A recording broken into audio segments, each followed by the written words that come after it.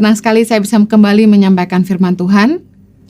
Tema khotbah saya hari ini adalah lidah punya kuasa. Pernahkah Anda mendengar pepatah yang berkata, lidah tidak bertulang? Lidah kita itu nggak ada tulangnya. Coba tekuk lidah Anda. Ada pepatah bahasa Inggris bilang, the tongue has no bones, but it is strong enough to break a heart. So be careful with your word. Lidah kita tuh memang nggak bertulang, tapi bisa mematahkan hati orang. Makanya kita harus hati-hati dengan perkataan kita. Amsal 25 ayat 15 bilang lidah lemah lembut mematahkan tulang. Betapa luar biasanya kuasa lidah. Bisa mematahkan hati orang, mematahkan tulang. Artinya apa? Hati kita ini bisa membangkitkan semangat orang, tapi juga bisa melemahkan semangat orang. Lidah kita ini bisa membangun, tapi juga bisa menghancurkan. Bisa membuat orang bangkit untuk hal yang baik, atau bangkit untuk hal yang buruk. Saya kasih contoh. Sebuah hoax yang disebarkan dapat merusak persatuan bangsa. Dari mana asalnya huru-hara? Bukankah dari satu suara? Bagaimana isu pencemaran nama baik bisa menghancurkan kepercayaan publik kepada sebuah brand yang terkenal? Wow, ngeri banget.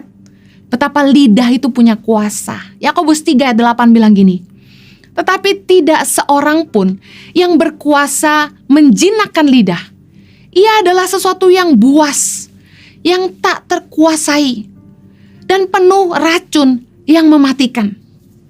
Lidah kita ini gak bisa dikuasai oleh orang lain, kecuali diri kita sendiri. Kita bisa bebas ngomong apa saja. Banyak orang yang bilang, bukankah ini negara demokrasi, semua orang berhak mengeluarkan suara? Ya, benar. Tidak ada yang bisa menguasai lidah Anda. Tapi Anda bertanggung jawab juga untuk setiap suara yang Anda keluarkan. Tahukah Anda bahwa lidah kita menentukan hidup kita di bumi ini dan di kekekalan nanti? Amsal 18 ayat 20 berkata, perut orang dikenyangkan oleh hasil mulutnya, ia dikenyangkan oleh hasil bibirnya. Ayat 21 berkata, hidup dan mati dikuasai lidah, siapa suka menggemakannya akan memakan buahnya. Ketika kita melamar pekerjaan, tahukah Anda bahwa kita diterima bekerja di sebuah tempat bukan karena penampilan kita saja, bukan karena kerennya ijazah kita, tapi ada fase interview yang kemudian menjadi penentu akhir apakah kita diterima bekerja atau tidak. Firman Tuhan gak pernah salah. Perut orang dikenyangkan oleh hasil mulutnya. Bagaimana seseorang ketika dia bisa menguasai lidahnya dan dia beroleh kepercayaan dari atasannya, lalu dia diberi posisi yang lebih tinggi dan diberi jabatan dan bahkan gaji yang lebih. Perut orang dikenyangkan oleh hasil mulutnya, dikenyangkan oleh hasil bibirnya. Firman Tuhan ini terbukti. Kalau kita gak bisa menjaga confidentiality sebuah perusahaan di mana kita bekerja, kita akan mendapat kecaman, bahkan tuntutan tindak kriminal karena tidak menjaga kerahasiaan perusahaan yang dilindungi oleh undang-undang. Kalau kita menjaga lidah kita, kita akan menuai yang baik. Karena firman Tuhan bilang gini, hidup dan mati dikuasai lidah, siapa suka menggemakannya akan memakan buahnya. Memang gak ada yang bisa mengendalikan lidah kita. Tapi apa yang keluar dari mulut kita adalah tanggung jawab kita. Bertanggung jawablah atas setiap perkataan yang keluar dari mulutmu, karena kita sendiri yang akan memakan buahnya. Dikatakan bahwa hidup mati dikuasai lidah. Tidak hanya tentang hidup kita di bumi, tapi di dalam kekekalan kita juga akan bertanggung jawab atas perkataan kita. Firman Tuhan dalam Matius 12 ayat 36 berkata begini, tetapi aku berkata kepadamu, Yesus berkata begini, setiap kata sia-sia yang diucapkan orang harus dipertanggungjawabkannya pada hari penghakiman. Ingat baik bahwa suatu hari nanti Anda dan saya akan selesai di bumi. Dan ketika kita menghadap hari penghakiman di mana kita akan berada di depan tahta Tuhan, kita harus mempertanggungjawabkan setiap perkataan sia-sia yang keluar dari mulut kita. Coba renungkan ayat firman Tuhan ini. Saya yakin kalau Anda betul-betul mengerti firman ini, Anda akan hati-hati berbicara. Apalagi mengeluarkan kata-kata yang sia-sia. Nasihat firman Tuhan, lebih baik jangan banyak bicara. Karena Amsal 10 ayat 19 bilang, di dalam banyak bicara pasti ada pelanggaran. Tetapi siapa yang menahan bibirnya berakal budi. Pernahkah Anda mengalami?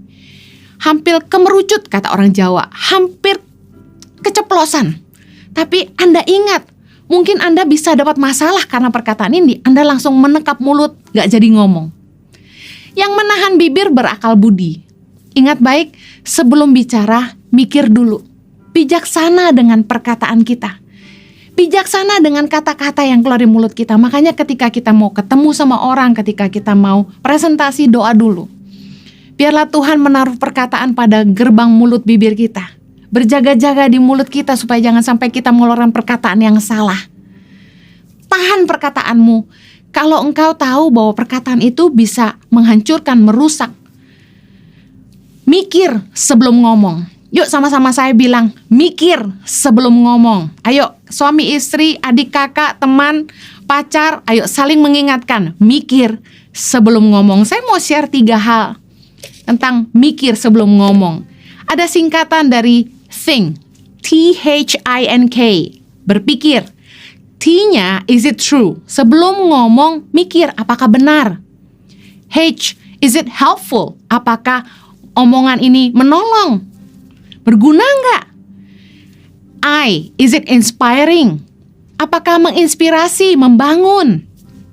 N, is it necessary? Perlukah diucapkan? Perlu nggak sih diomongin? K, is it kind? Apakah perkataan kita baik? Apakah perkataan kita ini baik untuk diucapkan?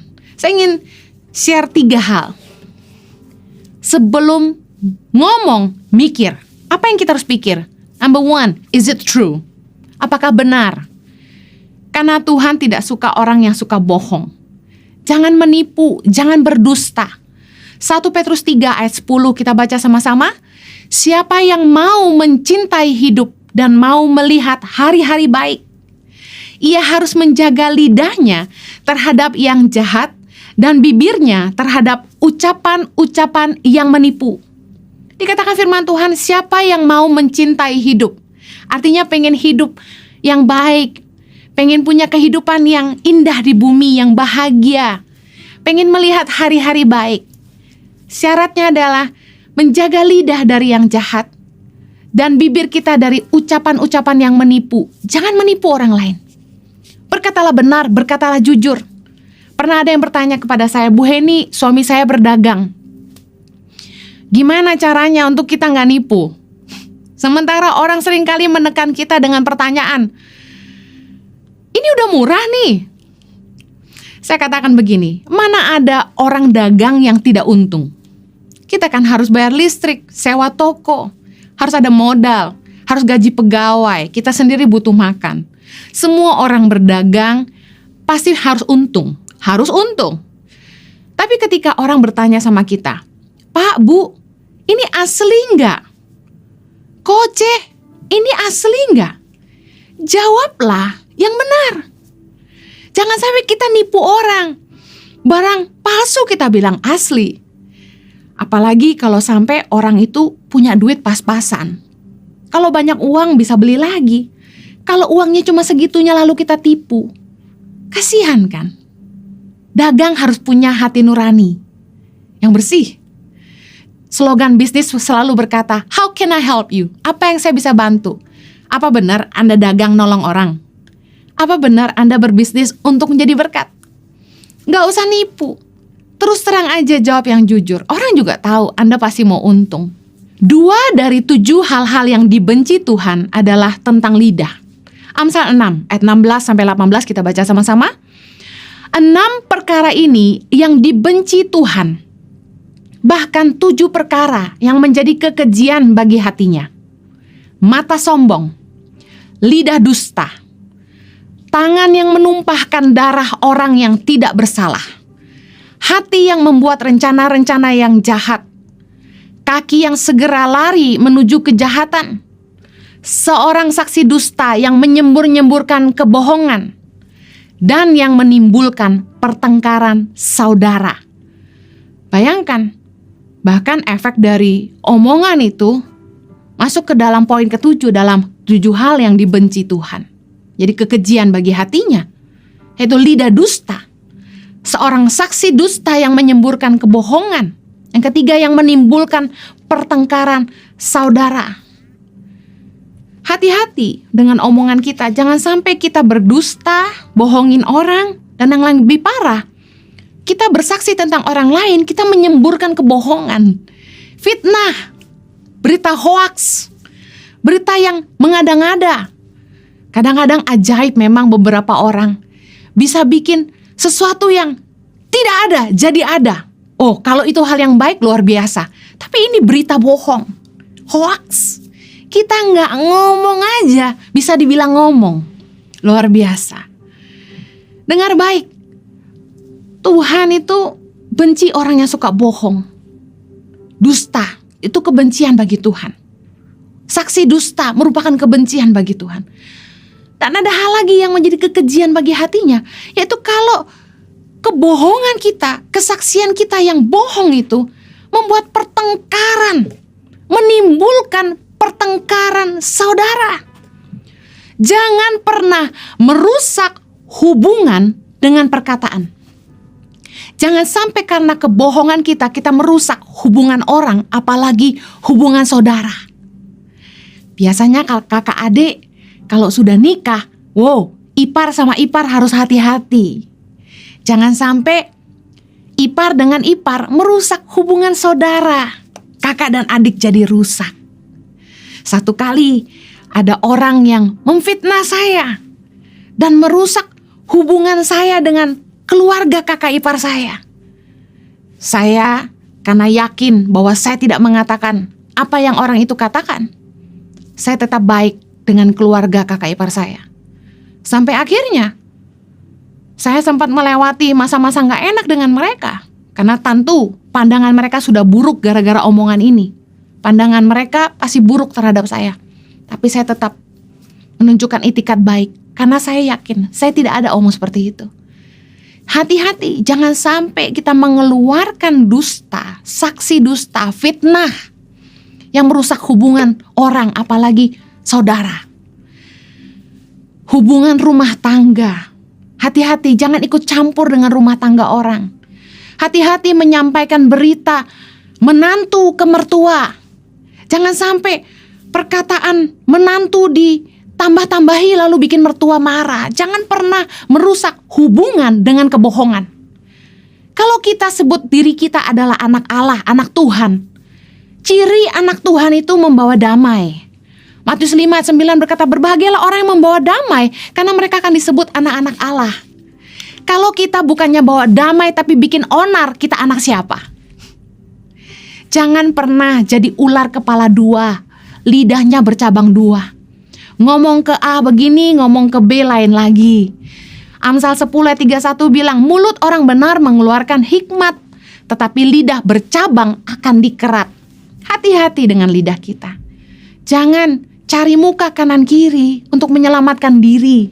Jangan mengadu domba, jangan memecah belah dengan cerita beda di kanan, beda di kiri. Tuhan gak suka orang yang suka berdusta. Bahkan di akhir zaman dalam Yudas 1 ayat 17-19. Mari baca sama-sama. Tetapi kamu, saudara-saudaraku yang kekasih, ingatlah akan apa yang dahulu telah dikatakan kepada kamu oleh rasul-rasul Tuhan kita Yesus Kristus. Sebab mereka telah mengatakan kepada kamu, menjelang akhir zaman akan tampil pengejek-pengejek yang akan hidup menurut hawa nafsu kefasikan mereka. Mereka adalah pemecah belah yang dikuasai hanya oleh keinginan-keinginan dunia ini dan yang hidup tanpa Roh Kudus. Firman Tuhan berkata dalam Yudas 1 bahwa menjelang akhir zaman akan tampil pengejek-pengejek yang hidup menuruti hawa nafsu kefasikan mereka. Mereka adalah pemecah belah. Wow.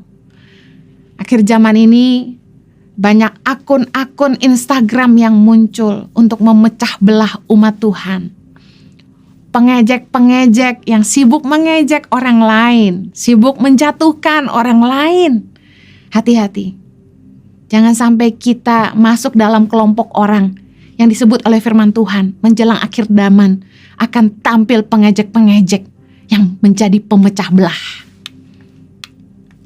Poin yang kedua, mikir sebelum ngomong.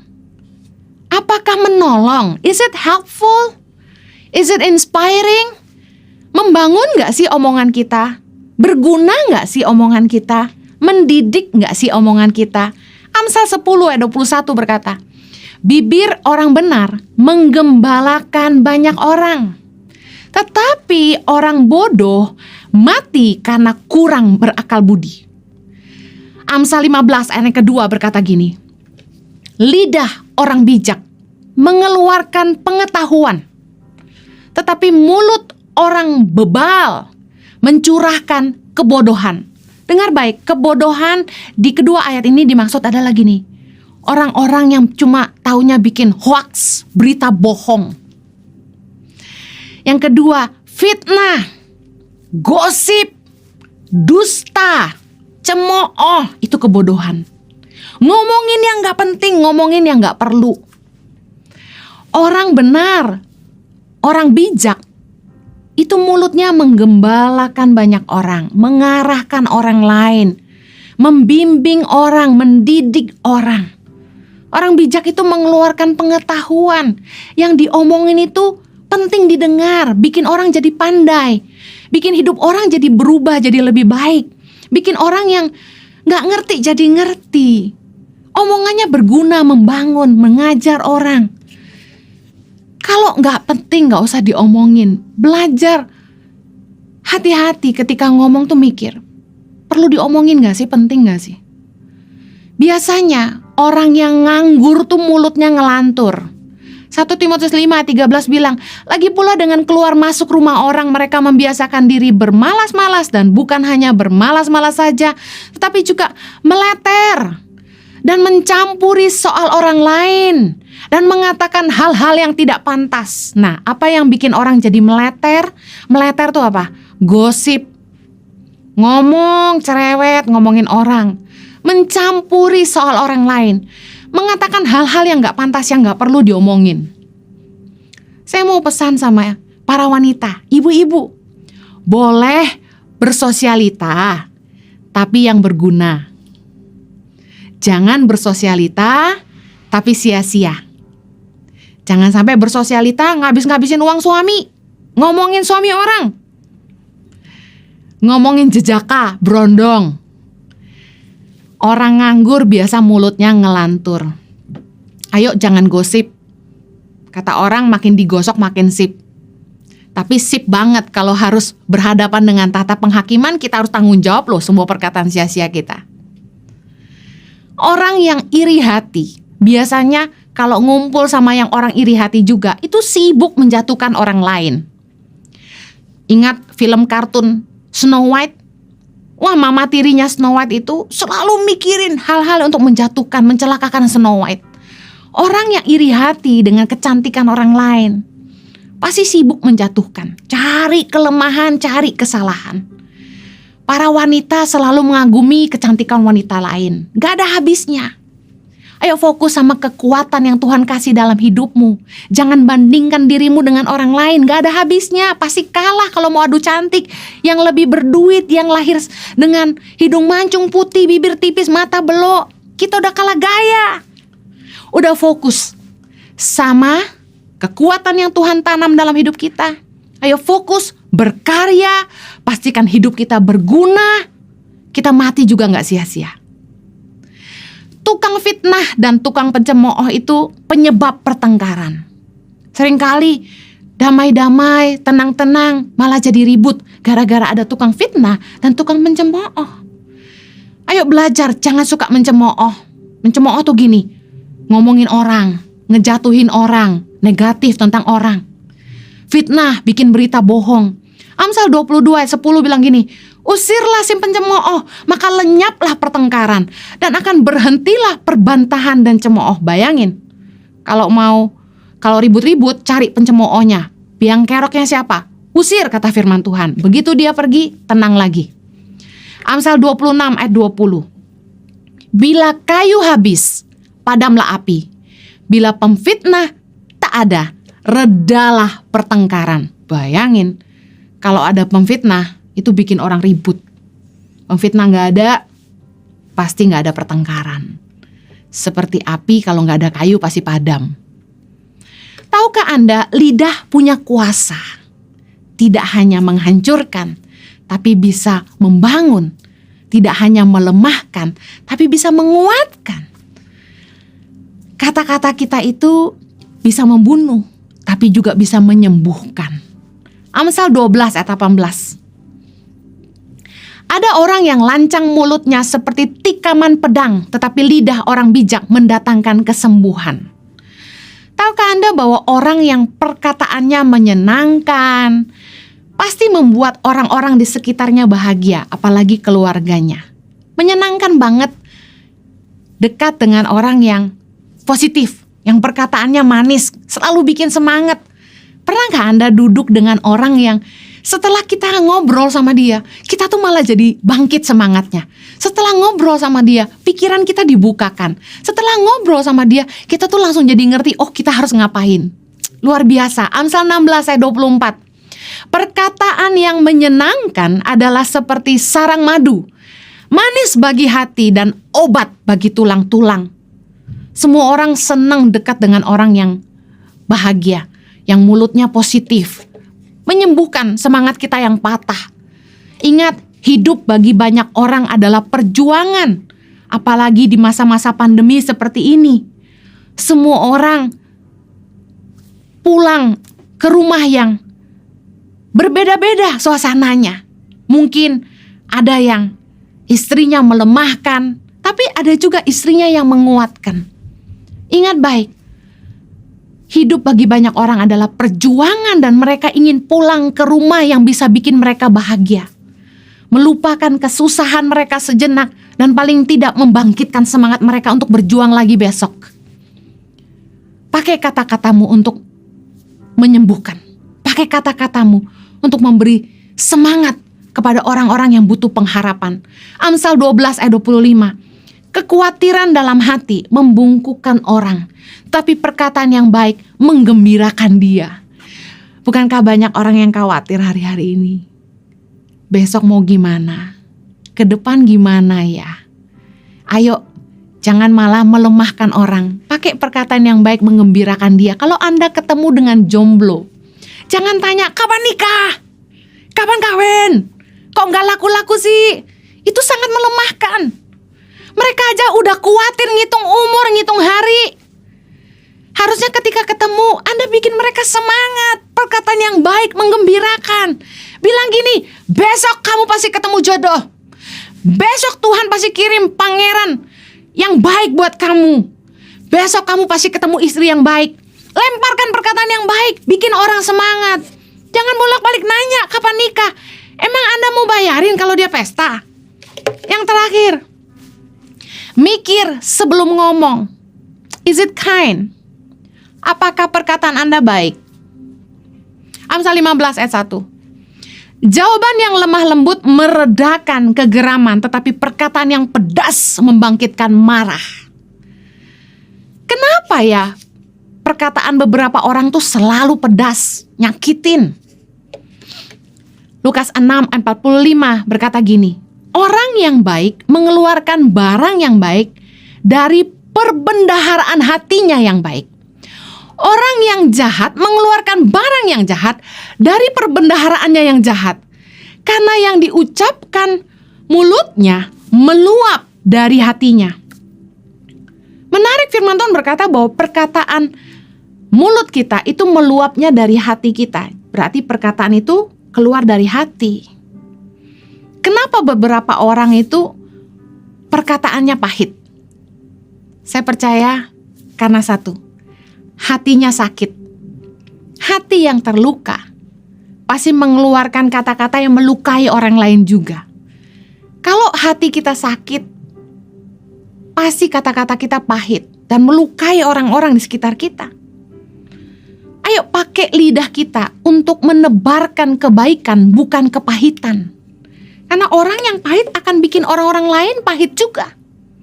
Jangan menebar pahit di hati orang lain.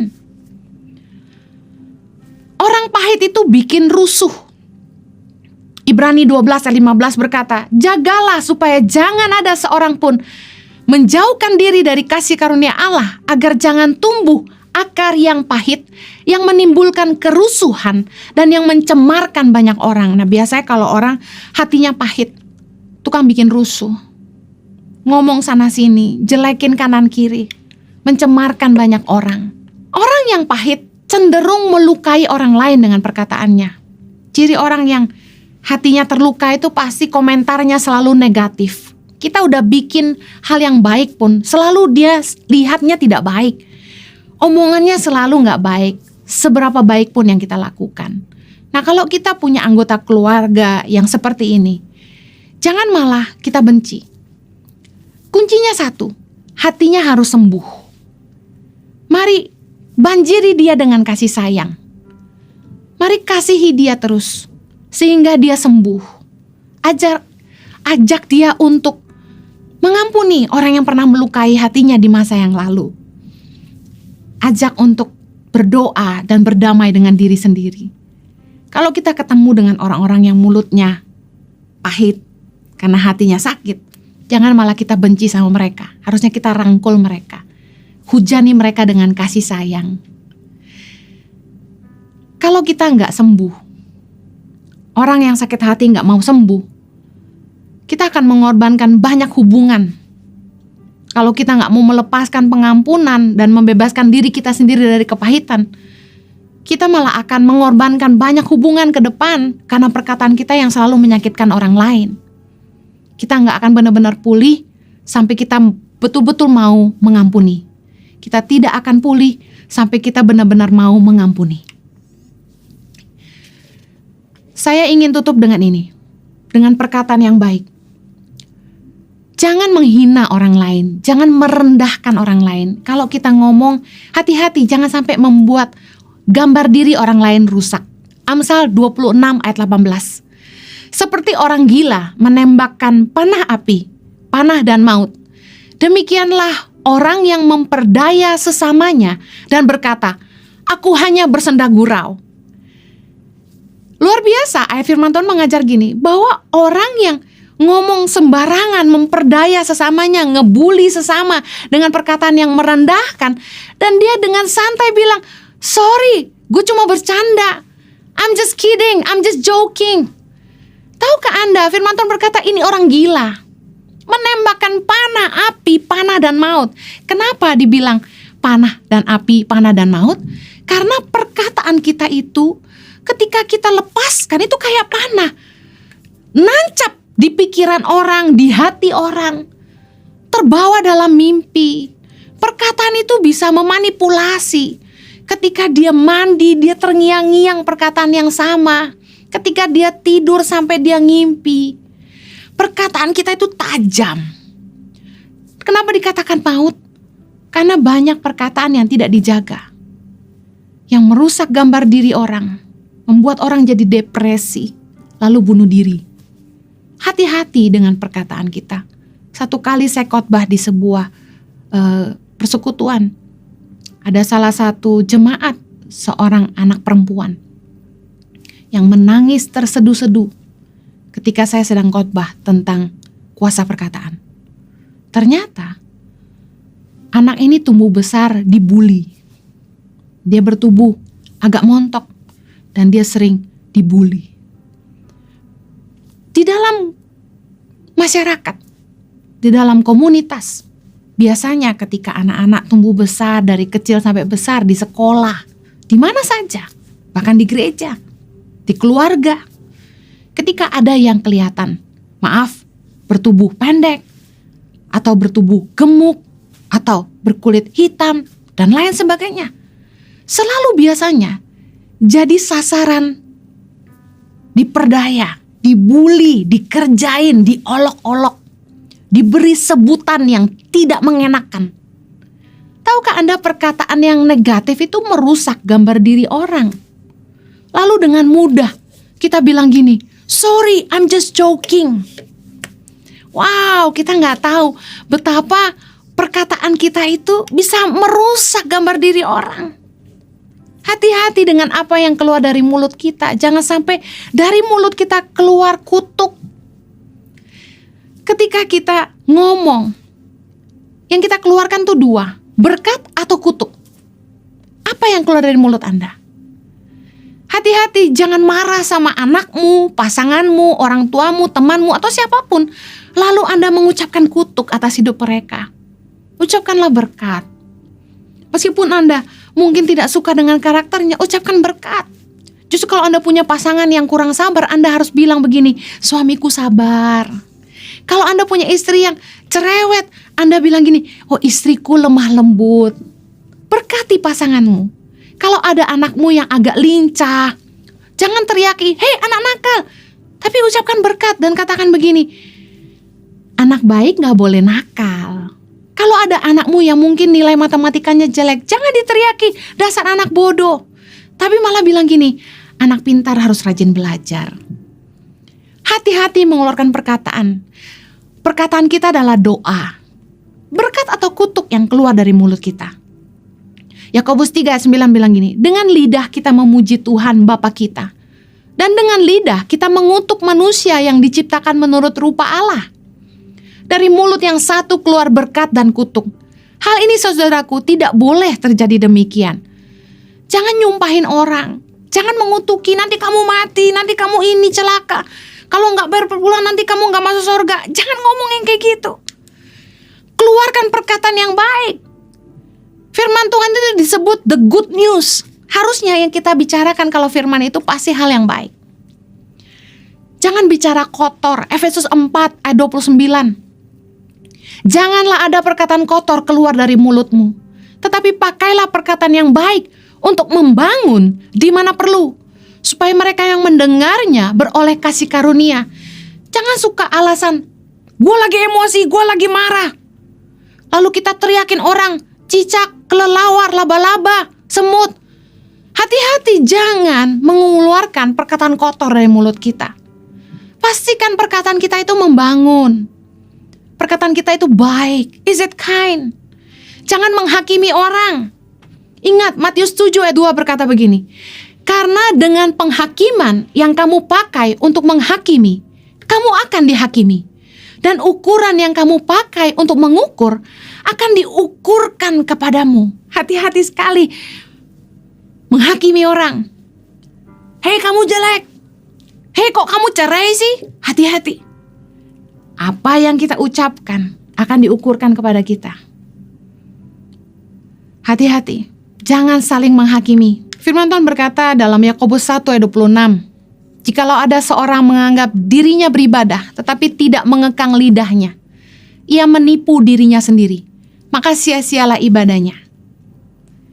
Jangan sampai ibadah kita sia-sia hanya karena kita tidak menjaga lidah. Mungkin kita merasa kita cukup rohani, kita tahu firman banyak, tapi dengar baik. Sekalipun kita ngerti kebenaran, kita nggak punya hak untuk menghakimi orang. Jangan sampai ibadah kita sia-sia. Jangan sampai taburan kita sia-sia. Hanya karena kita tidak menjaga lidah. Orang yang beribadah itu bisa mengekang lidahnya. Saya berdoa agar Anda diberikan kemampuan oleh Tuhan untuk menguasai lidah. Karena lidah punya kuasa menentukan hidup kita dan masa depan kita. Mari pakai lidah kita untuk memberkati dan bukan mengutuk. Mari jadi saksi Tuhan dimanapun kita berada. Mari kita berdoa. Kiranya anugerah Tuhan memampukan kami untuk memahami firman-Mu, sehingga kami bisa melakukannya. Berikan kasih karunia-Mu Tuhan. Berjaga-jagalah pada gerbang mulut kami, supaya kami tidak mengeluarkan perkataan yang tidak baik, perkataan yang tidak membangun, perkataan yang sia-sia. Tapi biarlah kiranya Tuhan selalu mengingatkan kami Tuhan, untuk menjaga perkataan kami, supaya kami boleh jadi berkat bagi semua orang dengan mulut kami. Demi nama Yesus kami berdoa. Amen.